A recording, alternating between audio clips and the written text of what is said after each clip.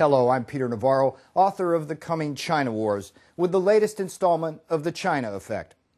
The overwhelming spin in the media these days is that the Chinese government is doing a great job in providing disaster relief for the recent deadly earthquake. While at least some of this praise is justified, just imagine if your government forced you to have only one child, under penalty of sterilization, beatings, or stiff fines. Imagine further that your one child was then crushed to death during an earthquake because that same government allowed your child's school to be built with shoddy building materials and in violation of numerous building codes.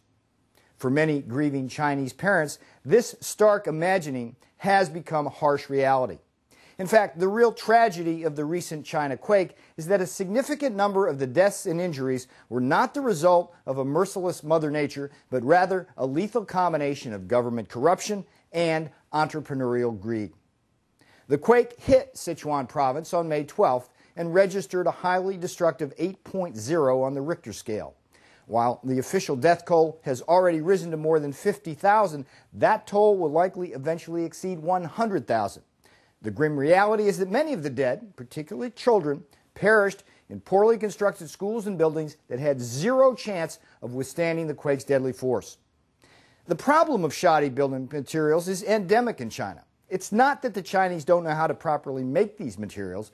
Rather, inferior cement and steel creep into the construction process because, as a common characteristic of the Chinese business culture and lax regulatory environment, entrepreneurs regularly skimp on product quality as a way of boosting profits. A similar problem exists with ultra-lax building code enforcement. At least on paper, China has a set of building codes almost as tough as those of the United States or Japan.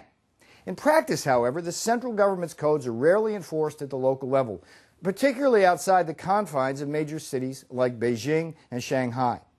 In this particular case, many schools in Sichuan province were built without adequate steel rebar to reinforce the concrete, and the schools crumbled, as many grieving Chinese parents have put it, like tofu, even as adjacent government buildings stood strong.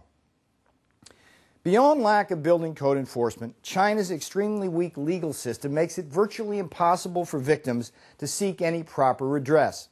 Not only are the laws unclear, but the judiciary is often pro-developer. Moreover, as a byproduct of the repressive nature of the Chinese regime, would-be claimants are subject to beatings. The result is precisely the kind of shoddy construction that has claimed so many lives and children in the recent quake. Now, here is a very important point. Given China's incredibly dark earthquake history, there is absolutely no excuse for the government to allow any of this corrupt behavior. In fact, in 1976, China suffered an earthquake that resulted in the highest number of quake-related casualties in the last 4 centuries. This earthquake occurred in the Tangshan area of China, and damage reached as far as Beijing. While official statistics place the number of dead at 255,000, the actual number is more likely to be well above 600,000. There are important lessons in these frank observations for both a repressive Chinese government in desperate need of reform and a world increasingly reliant on Chinese entrepreneurs who are far too willing to cut corners on safety. Chinese government officials must come to understand that the brutal suppression of free speech and the lack of legal protection for Chinese citizens provide the ideal breeding ground for corruption and greed. At the same time, consumers in the West have yet another data point to illustrate the deadly hazards of relying on Chinese manufacturers to provide us with everything from car parts, food and toys, to pharmaceuticals, and yes, building materials. With the China Effect, I'm Peter Navarro. If you want to learn more about the China Effect, please read my book, The Coming China Wars. It's available on Amazon.com, at Barnes & Noble, and at all major bookstores. And for more information about China, you can also catch my daily blog at my website, www.peternavarro.com. Thanks for watching.